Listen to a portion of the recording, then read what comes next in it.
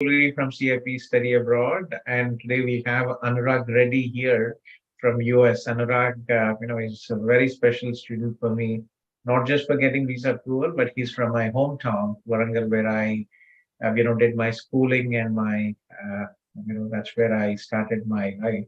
So Anurag is in the US and he did his master's in the US. Anurag, congratulations for your Canadian study visa. Thank you, sir.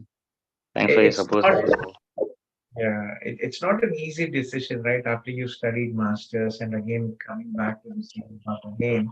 But unfortunately, many international students in the US, once they get to the US, they understand how complex is the H-1B visa process, the green card process, and I think more important, more importantly for non-IT students, it's a big challenge to get H-1B visa, employment and H-1B visa in the US, right? And Yes, sir, that's right. what did you study, Anurag, previously in the US? Which university did you study? Actually, I actually studied in Australia, sir. First of all, I am on dependent visa in USA. Like my wife is Oh, doing her you master. studied in Australia. Okay, your wife. Yes, Uh, yes. yeah, because of this COVID, that's that like made me I almost went to hell. I just went to India. My visa got like expired, and I was stuck in India for like about 2 to 3 years. So yeah, then after I just without having a good plan, I just came to USA. So after that, when I connected to you, yeah, now I have a good path. You understand the difficulties of living in Australia, studying and living in Australia and US. Australia from your Yeah, perspective and US from your wife's perspective. Very yes, difficult. So where did you study in Australia? What was your master's? Which university? it was CQ, sir, Central Queensland, Central Master of Queens Management in Engineering. Engineering, and tough in Australia. Very high scores, very high IELTS is required for PR unless you Yes, go to this smaller provinces, but it's become very difficult. We have many students from Australia who have applied for study visa from Australia and can be applied. And where did your wife study, Anurag? Which university in the US? Texas Tech, sir. Texas Tech University. And has she already graduated or she's graduating? Yeah, she's pursuing. So like she'll finish her masters like in around December. Like still got December. two That's sems. still got 2 sems, but huge.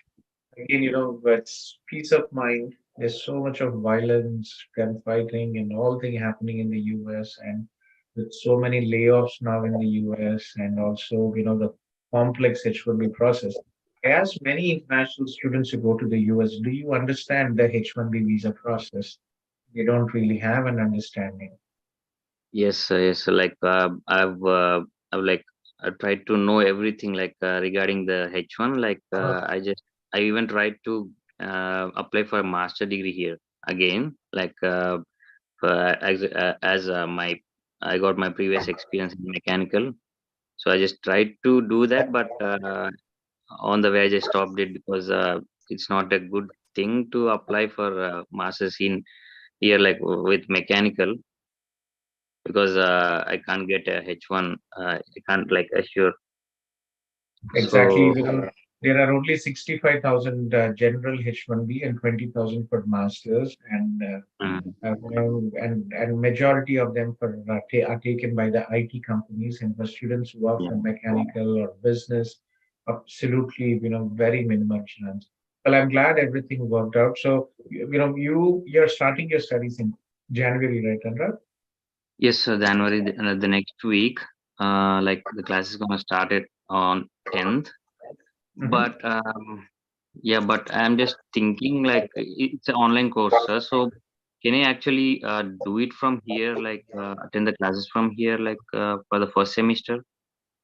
What I would suggest you is, if it is possible to apply, get your study permit, Mm-hmm. right? And then, if you want to go back and continue one semester it's online, you can go back because, it in general, yes, till August 31st, students can study online if the college is providing. A couple of weeks ago, a student contacted me, and he got his postgraduate work permit. So he came in after one semester. So his study permit was issued from the day he landed to Canada. And Okay. after graduation, this student applied for postgraduate work permit, and this postgraduate work permit was, issued based on the consideration that he came for a 2 years master's. He only studied for 1 year, so they considered the date he landed in Canada till the end, which is not correct, but happens. So if there is an opportunity for you to come here, get your study permit, register, settle on, right, and then Yes. you can do it online. That should be. No, so I'll never think back again. I'll just come right away. I was just thinking, it was a second thought to stay here, but in this case, I'll just move to Canada as soon as possible then. And two more things, just need some suggestion. This is just a 1 year program, which is you already know. So it's um, um, in Conestoga. So after that, is it better to apply for the next year program in Ontario or any other PNP? What is your age, Anurag? It's 30, sir. 30. So if your English skills are, you already have masters from Mhm. Australia, right? That's good. And if your English skills are good, and if you're able to get a job, and primarily your English is very important. By Mhm. the time you finish your studies, you'll be, and your Canadian 1 year work experience, you'll be 33, right? Mhm. Or if you're lucky to get a job, if you risk in, maybe it might work out within 2 years, but still, I would advise, given the current situation and surprises from IRCC, when you have a 3 year work permit, it is good. So if you're confident about your English, you can stay in Ontario. If you're not confident, then you can go into provinces like Alberta, Manitoba. Okay? What I suggest you is, you're just coming in, you are coming to my place, so come home. Yes. Let's meet when you come to Kitchener Waterloo, and we can take this discussion more. Yes, it is definitely, if you want to have a PNP option, it's good to go to provinces like Alberta, Manitoba, or Atlantic provinces. And if you're confident about your English skills that you will score high, then it is good to be. Okay. Second, just in case if you want your wife also to be here, right? Once you come here, get your study permit, we can also apply for your wife dependent visa. So Yes, that I she. was about to ask even about that thing. Yes. Yeah. So that's very important. When you land, you get your study permit, and then you have your enrollment letter and all that. Then we can apply for your wife's dependent visa. Okay, sir. And um, like when can I apply like for my wife like the spouse visa? Is it better to apply it once she pursued her masters or like after No, finishing her? not really an issue. We can even apply her. Now when you start your study, get your study permit and enrollment letter, we can go ahead and sign. We're Okay, getting so decisions in about 3 to 4 weeks. hmm, yeah, that's the thing. So just the main thing is like keeping PR in my mind. Like I just want to know if it's better to move to PNP or if I move to PNP, it's, you say that the chances are high, sir. Get 600 points. So when you come here, you will understand, Anurag. Mhm. So come to Canada, take your time to research. And, January is interesting time. Currently, things are a bit slow. IRCC has paused. I hope today we will have a like, if there is any draw today or not. But again, things are pretty much slow, and we are hoping January we'll have many updates regarding the prospects and everything. But once you are here, if you plan things properly, if you work on your English, you get your reading, work experience, things should be pretty much. So you don't have to worry. Very unlikely that you'll have your bad Australian experience or US Mhm. experience. Yes, I've even applied PR over there. Like when I was there, applied PR and yeah, the points like we gone too far. Like I just got 65 points or something like that, but it went like 75, 80, and it was going up. So I thought like it's gonna get better, but meanwhile my visa got you know um, stuck when I was in India. So yeah, that's the thing. So I gone through worse. Like so, it's not a big issue. It's not a big deal for me to move to PNP to get That's to right. I know settle down. going through all the experience what you had in the in Australia, in the US. So, your advice, Anurag, you lived in Australia, you lived in, US. Your advice to students, you're coming to Canada shortly. So, what would you advise students, who are thinking about Australia, who are thinking about US? Yes, sir. Like yeah, almost uh, did some groundwork everywhere, like in Australia, in USA, and a little bit in Canada too. Coming for new students, like it's better to.